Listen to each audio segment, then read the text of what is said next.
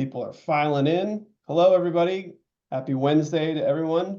Morning, evening, noon, all over the world. The chat is open. If you want to say hi and say where you're from, we'd love to hear from you. We're so excited for this chat. We've got two awesome human beings here and an equally awesome interpreter, Berto. So we've got people filing in. Amazing. I'm going to start talking here, but I just wanted to introduce everybody here. So this is a momentous event with Jen Padalecki and Sophie Wan. And a few quick notes. Jen will be taking some of your questions from the audience. So use that Q&A box and send us your questions. You can also use the chat. If you have any questions about writing, about the book, we're here for book lovers and authors. And if you send a question, you can also raise your hand, hit that raise hand button at the bottom of the Zoom. We may be able to bring you in live as well. So if you have a question for Jen and Sophie. But without further ado, Jen, Sophie, hi. Hi. Hello. I'm gonna duck out and let y'all do your thing because there's a lot to talk about here and this rad debut novel. So I'm gonna bounce. Well, thank you.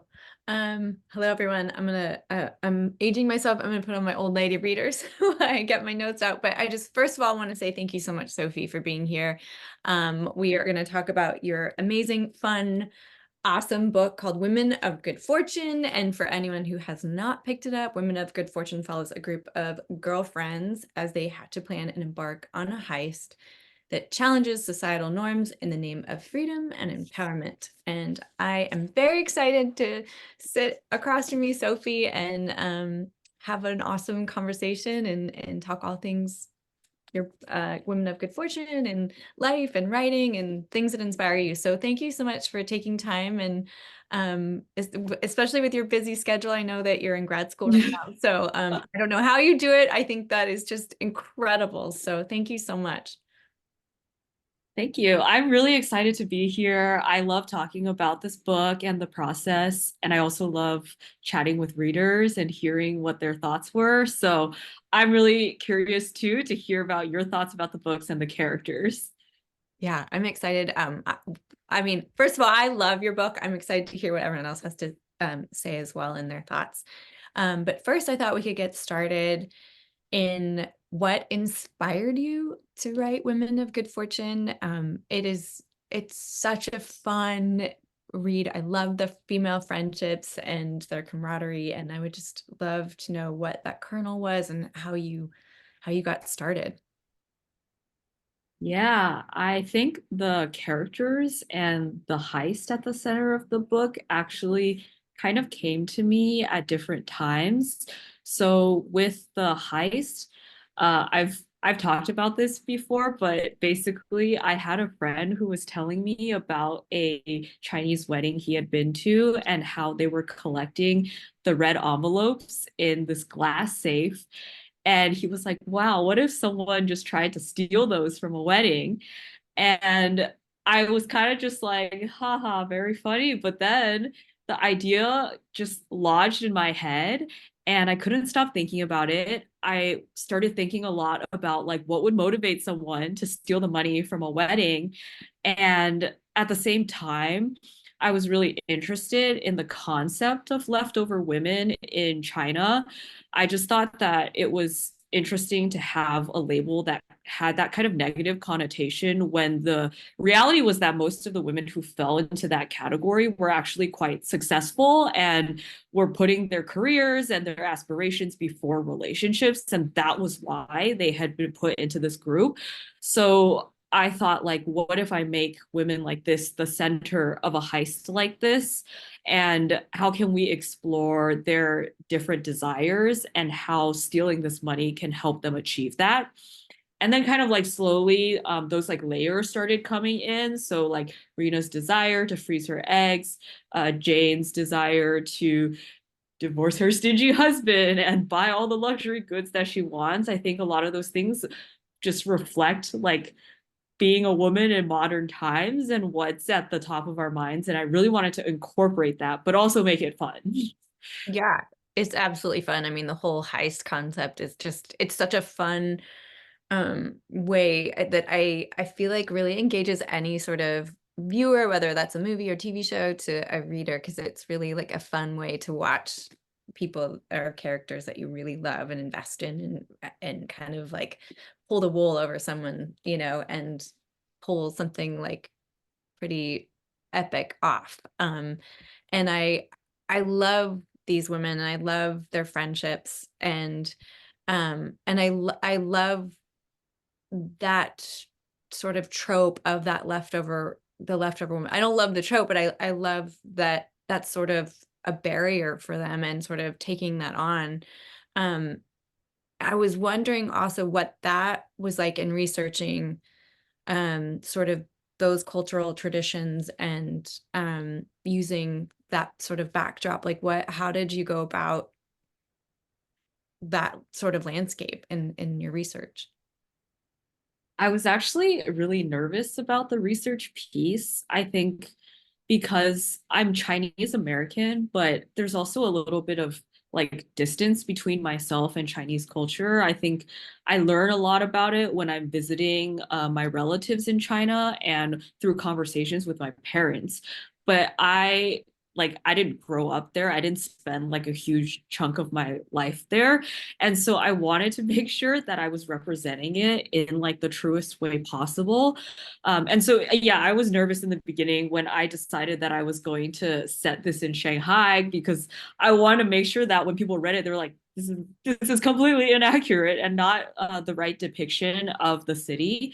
So I think I did a lot of research in both in conversations and also in reading. So in terms of like the reading and watching, there were some really good documentaries that followed leftover women in China, and what their lives were like and what were the things that they were struggling with. There were also a good number of articles about it. And I was also able to ask some people who had worked in China to kind of validate some of the things that I had read and seen. And then I think a lot of it too was conversations with my parents, because they are very plugged into what life is like in China and like what people are saying online on social media there.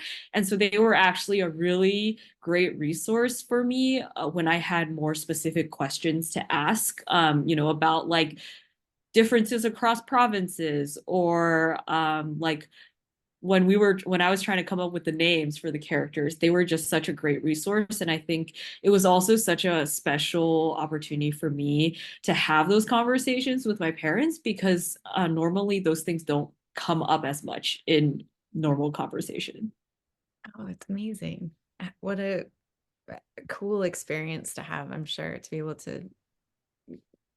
be able to go and research and be part of your heritage and culture. And a lot of people in the chat are also saying like you totally nailed it in terms of your depiction. And Oh, I'm glad and relieved. yeah, and I've never been, but that's definitely a place that I would love to see. And I felt like totally immersed in the city and the culture, and to be able to also get a pretty 360 point of view is awesome as well, to be able to see it through the lens of so many different characters. I'm wondering if there was a character that was more fun or was there a character that you had the most fun writing, and was there one that was a little bit more challenging? I definitely had the most fun writing Rena. I think she came the most naturally to me. And I think a lot of the challenges that she faces are the challenges of the modern working woman. So her like struggles and her relationships were, I think they were a little closer. And so it was, yeah, writing her felt like a lot easier. And then also it was just really fun writing her relationship with Vic and the way that it develops and the dialogue that the two of them exchange. I had such a good time doing that. I actually thought that Lulu was quite difficult because she is a quieter character. And because of that, I kind of had to go between the lines of thinking about how do I show her strength without necessarily making her this really aggressive or assertive person. Like, how does that come out slowly through her actions and the decisions that she makes? So I think that definitely took a lot more like tweaking and like teasing out the details. But it was also really rewarding, I think, to get to the ending of the book and feel like she really deserved the ending that she got. Yeah, and I feel like the end, I'm not going to spoil it, but the ending really showed her strength. I mean, in so many ways, she could have just stuck with her situation and done the right, well, what maybe her family had wanted and what was more traditional. And the fact that she, in the end, chose a path that was the right path for her. And I feel like that really uh, highlighted her strength, and all of the women in their paths and their choices. I felt like that thread was there. Their personalities came up at the highs and the lows of their personalities, like, really came out throughout, but ultimately in the end with their choices and the way they handled themselves was um, a great payoff in seeing that how their strengths um, really flourished and how they really flourished. It was really well written. So kudos to you. Thank you. It definitely took a lot of revisions and back and forths, but Sure. we eventually got there. How long did it take you to write? How long was that process from start to finish? It was so I started writing this in 2021, and I mean, it came out fairly recently. It came out last month. So I think between me starting it and then the book being published, that was like 3 years. But like it was kind of like I went in, I edited it. We went on submission with this book in 2022. So I think the amount of time it took for me to get to a version that I thought editors could look at was about a year, or like close to like a year and a half. And then Mhm. after that, there was even more editing. So yeah, it took a few years. It was definitely a process, and it's just given me a lot of respect for the amount of work and like the amount of people that put their time and effort into getting books onto shelves. Yeah, absolutely. Well, and a lot of people who, or a lot of the audience who has followed along in book clubs and stuff, like a lot of things, but are asked or, about habits and, the timeline. And I think a lot of people don't realize how long it takes to actually write a book from start to finish. And the whole process of that is just, it's total respect for what you do and how you do it. It's incredible. And on top of it, you're in school. So that's like to add more on your plate, the amount I'm sure that you're reading and writing and everything else on top of that. How do you manage it all? And do you have tips, or do you have a structure that you find is really helpful, especially for, young writers who are starting out? I think it's the most important thing is to focus on why you want to write and the story that you want to tell.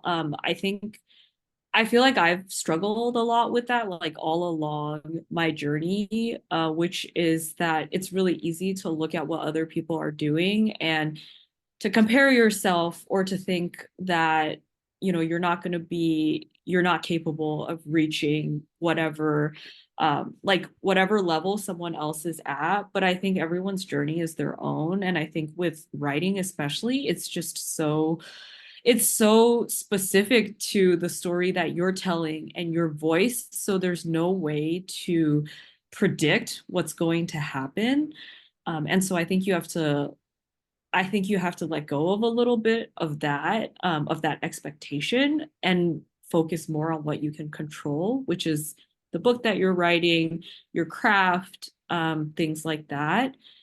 So yeah, I think my main advice is like, forget everything else, just like think about the writing and draw energy from the story that you're creating, because it's a lot of words. It's like this book was like 90, I think it was like close to 90,000 words.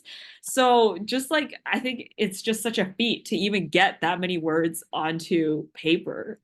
Usually it's like hard for me to write a 500-word essay. So I think like it's just such a like focus on those things, like, and how big and how brave of a thing you're doing is to be like, sitting down and writing something. Yeah, putting yourself out there is huge.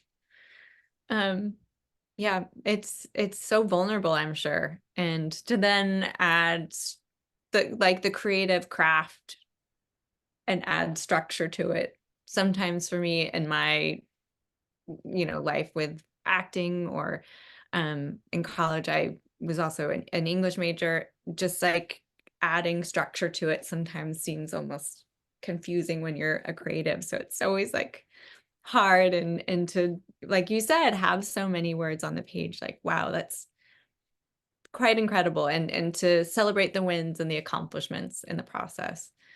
Yeah. So I'm gonna go back to some questions. Sorry, I need my glasses. Sorry, guys. So going back to the sorry, I'm gonna go to the themes and materialism and classism in A Women of Good Fortune, and beauty standards and highlighting where these ideas intersect. How did you approach writing about these topics and their influences on the characters?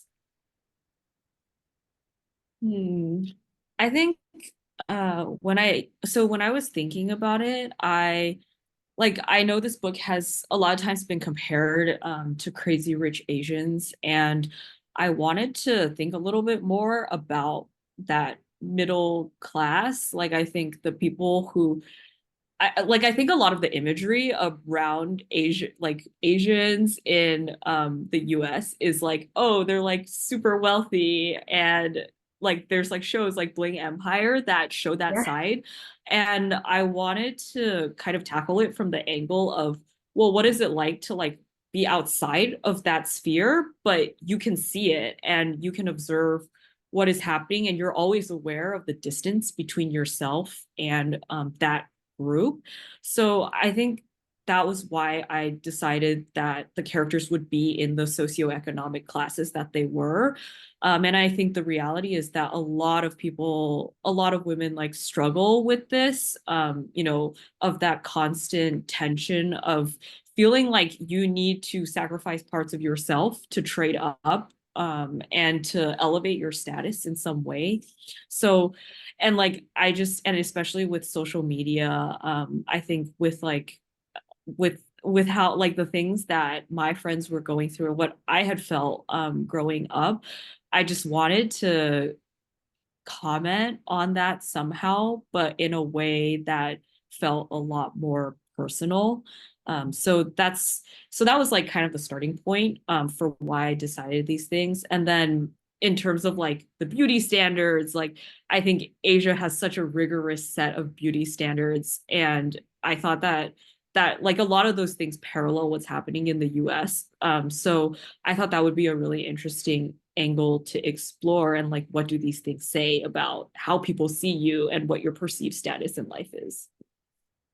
Yeah, no, it was really beautifully done. I felt like all of them came from different class systems and socioeconomic backgrounds. So it was really great because I felt like you got to really see different perspectives and points of view, and also what that does to someone mentally and, physically, I guess, how that can change things and what they do with it, and having that sort of, what society tells you, like you're saying, like even on Instagram, society, it's telling us something.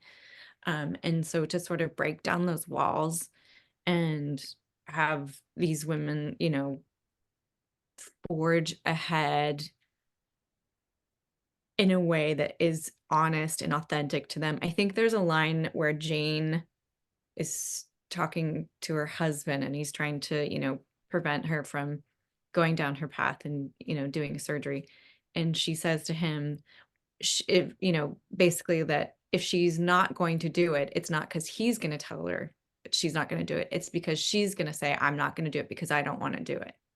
And I felt like that was kind of a theme for all of them, where they had to like find that inner voice and strength and say, I'm going to do what's right for me, and to watch them in that thread. So it was really, it was cool. And the way that you did was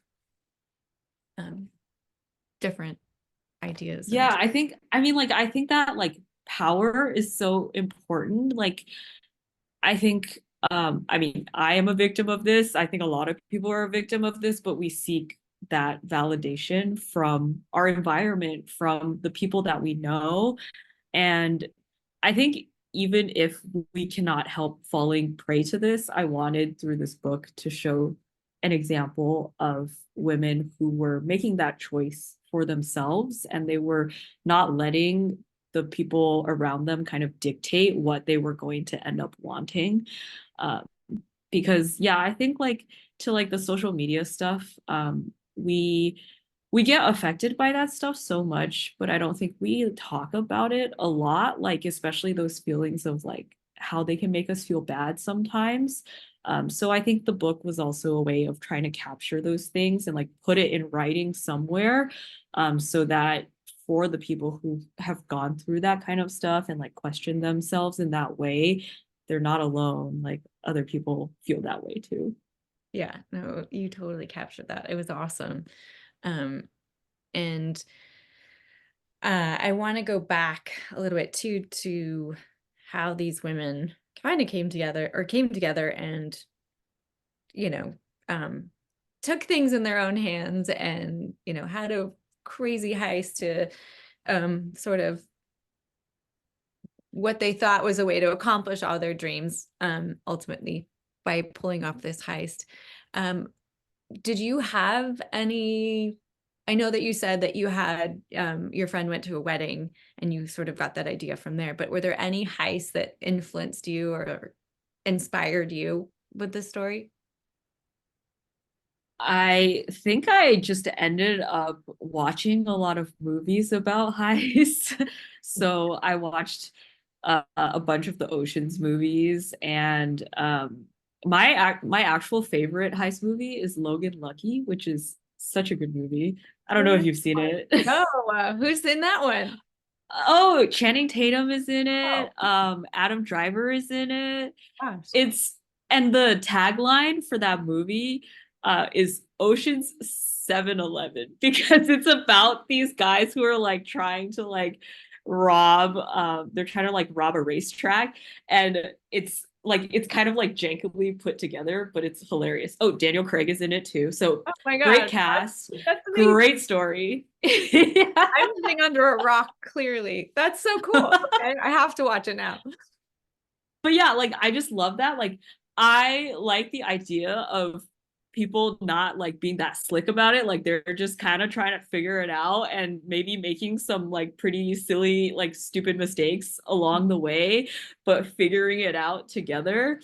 And so that's why that movie is one of my favorites. But I think like watching those movies helped a lot because what I started to notice is that there is kind of like a formula in terms of how any heist story goes. There's like the recruitment, there's like the planning, and then there's the actual execution.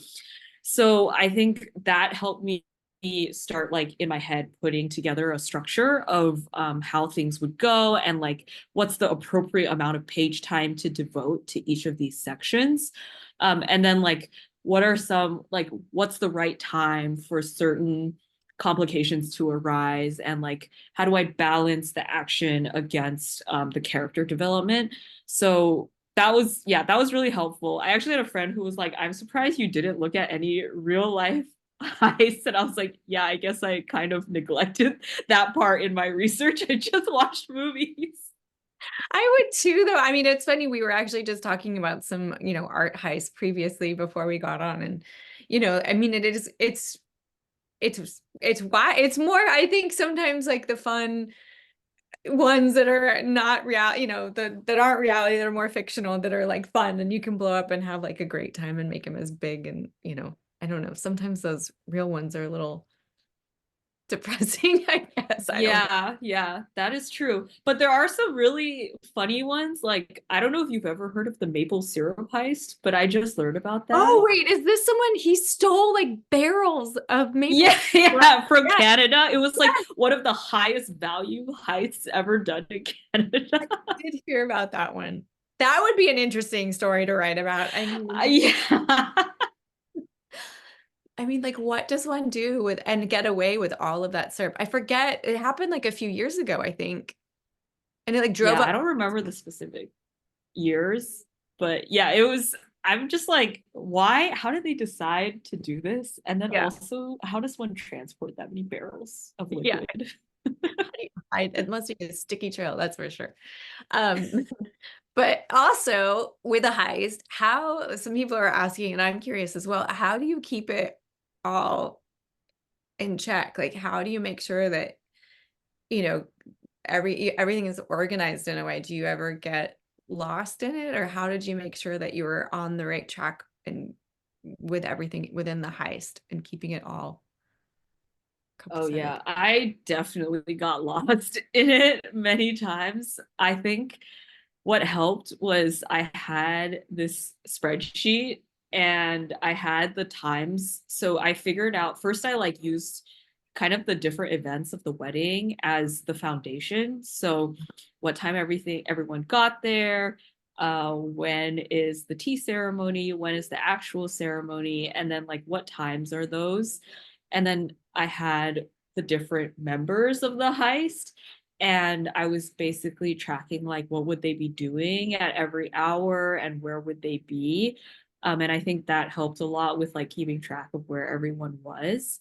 And then besides that, I also just tried to like write. So after I like outlined the whole thing, I went over it with my critique partner. Like she helped, she was like, oh, like I feel like this should happen at this time.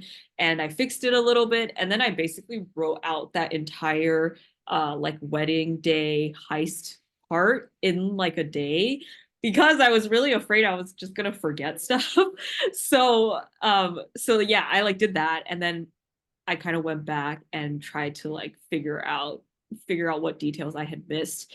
And then there was like a whole thing with my editor where we sat down one day and she was like, "Oh, well, at 2 p.m., it seems like Lulu is here, but wouldn't it take her more than 10 minutes to get there?" And I was like, "Oh, you're right. Okay, let's put her in this other room instead." And so it was like coming up with that big structure and then filling it in and then like figuring out where all of the little holes were. It's like a movie. Yeah. Yeah, I don't know how like Soderbergh does it with all of all of his heist movies. Yeah, all of the details and remembering what goes where in the continuity of it all. It's wild. I just remember that in and what was it? Memento. And trying to like backtrack all of that and like figuring out where everything goes and getting it correct. It's crazy. Uh, Yeah, I don't know how they do it. it's wild. So that's so cool. I love that you mapped it all out and had a spreadsheet. That's wild and totally makes sense. Was that particularly hard to write, or was there one scene of the book that was the hardest, and was there one that was easier? And did you have a favorite that you wrote? The hardest, yeah, the heist was definitely the hardest. I was honestly pretty scared of writing it. I in an early version of the book, I actually kind of skated over the heist section because I was like, no, like they all show up and then the money disappears. and and then my agent was like, no, you're gonna have to be more detailed here. Yeah. And I was like, oh, am I actually going to have to do this? So I think it really stretched my skills as a writer. But I think like now that I know I've done it, so I'm like, yeah, I could write one. I don't know if I could write a second one, but at least I got that one done. So yeah, I think that was the hardest part. And then in terms of the easier parts, I thought like the beginning when we're like when there's like the recruitment of the crew, that part was actually, I feel like that came fairly easily because there's just so many really interesting parts of like Shanghai, like the city and like Chinese culture that I could have used as a setting. And so a lot of those things I pulled in. I was like, okay, I really want to set something here. So what's a way I can like bring my characters here and like have them do something? And so those pieces came together a lot more easily. Like, for example, the character of Michelangelo, I was just like, yeah, like I think forgeries have to be part of this. So let me find a way to make it happen. Yeah, she was definitely one of my favorites. She was amazing. Her personality was great, and her loyalty and everything was just awesome. And I love her story too, her, especially at the end. I loved it. What's one thing that you hope readers will take away from Women of Good Fortune? I I think the like I think the dedication kind of sums it up. I hope that readers are able to read it and think that they have the power to to choose the path that they go on, regardless of what society or their parents or their friends seem to believe is right. Because after I'm in no means wise about all of this, but after going through so many years of like making mistakes and stuff, what I've realized is you have regrets when you give up things that you really want, because someone else is telling you otherwise. It's like sometimes you just need to take those risks and they don't always pay off, but when they do, it's amazing because that's how you make your dreams come true. You have to go like pursue them on your own. Nobody is going to care as much about you attaining them as you do. That's great advice. I think no one is a better advocate probably than you are. And I think like this book, like being a woman, it's another challenge to even push yourself harder and say, no, this is what works, and fight for yourself. I know it's also just it's so much harder as a woman. There's just so many like more expectations and double standards than exist for men. Mm-hmm. This is true. But I think that that is great advice. And I would imagine, being so young and knowing that right now is only gonna, I bet the world is only gonna open up even farther, knowing that. We'll Yeah. see. Yeah, no, I mean, like, I wish I had known that when I was younger, and I felt like it would have saved me a lot of heartache and, insecurity. So I think that's great advice, especially for young writers or old writers, it's just great advice. Yeah. Um, Yeah. so I'm going to ask a couple of questions from the audience. There are a bunch over here, so hang on. Was this your first attempt at writing a novel, or did you have others that you had started when you were younger and then set aside?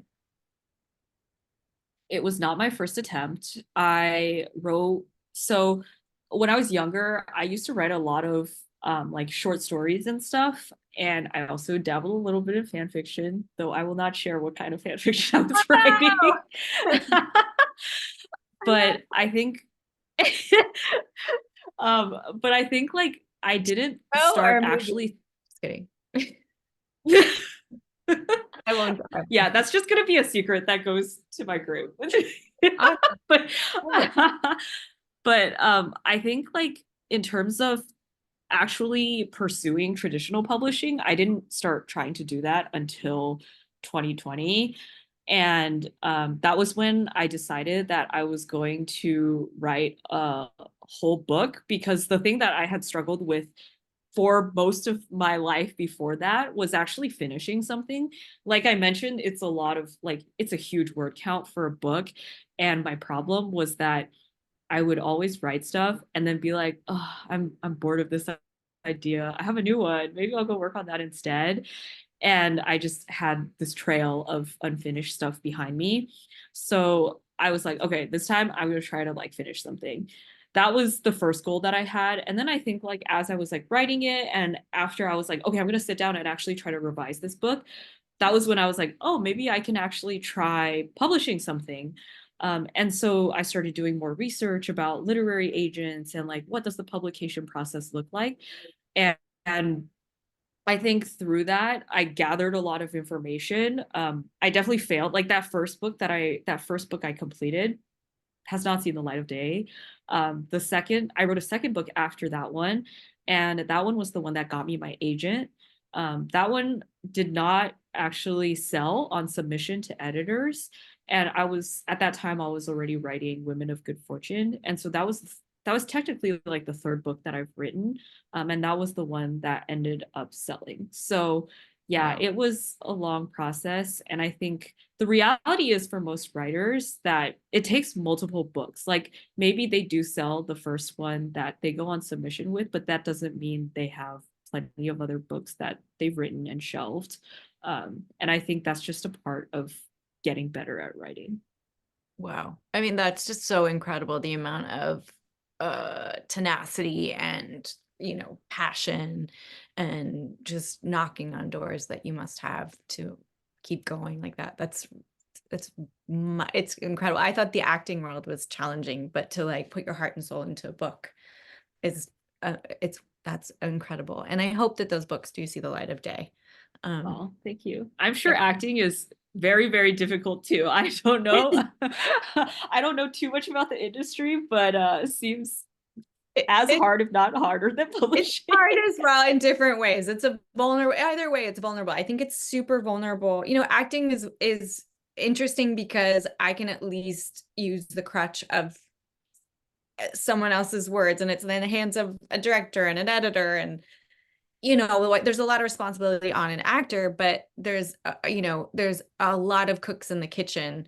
Whereas writing a novel and being a writer is, whether that's fiction or nonfiction, I mean, it's putting your heart into something, and these are your words, and to put them out into the universe, and then have, I've heard so many stories of all the, edits and critiques, and it seems like, you'd have to have really thick skin. And for a creator, that's really, for someone like me, that's really challenging to say, hey, I'm putting myself out there and you're telling me it sucks. And, and you got to listen to your voice and say, hey, I know in my heart that I'm making the right decision, because this is my art and this is what I want to put in the world. So Yeah. Yeah. I think either way, it's just a really vulnerable experience because you are putting a piece of you out there. It's not like a job where you're just doing what you're told, but you like what makes it special is that you're sharing a little bit of yourself, but that's also like that can also be the reason that people reject you.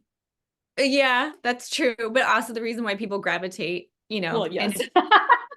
and that bravery. So, kudos to you. I just think your writing is beautiful and fun, and it's a great book. It's also a perfect summer read, and I hope that doesn't diminish the value of your book. It's just a book that you want to devour, and it's just so fun that you can, like, I see me giving this to all my girlfriends and saying, like, this is the perfect beach read. Go out, have fun, and just enjoy a vacation, because it's one of those that takes you somewhere else. Oh, yeah, I hope you do. I mean, I think like I've had people tell me like, "Oh, I was on a flight, so I read it," and I was like, "Good." Like this is a book to be enjoyed. Yeah, exactly. It is, and it's so enjoyable, and it takes you to a faraway place. And I love books where you can escape and get lost in the great story, and and the value of these women and their journeys and their friendships. And it's on multiple layers. It's very wonderfully written and so enjoyable and such a delight of a read. So that's all kudos to you and your bravery. Thank you. I'll get one more. I don't want to take up more of your time. I know how busy you are. So I'll grab one more question from the audience. And I think this one's a great one since we haven't touched upon it. But Amanda Benton wrote about how rare it is to see ace representation in novels. And she wants to know, was there any specific reason or an inspiration behind the character of May? I think I think that there was when I was like doing a lot of my research, I think I came across like if information about like the ace community in China. And I wanted to like the book is very much about showing people choosing their own paths. And so I felt like that was a really important identity to showcase in the book. And I think what also is really great about it is that May is a really like joyful person. And so I think it's just showing like the multitude of identities people have and how they've really taken power over it and are using it to really like bring a lot of joy to the way that they live their lives. So and yeah, I think like there's like in China, I think that stuff is not like it's not like very explicitly talked about, but those communities exist. So I wanted to be able to spotlight those communities. Well, that was awesome. She's hilarious.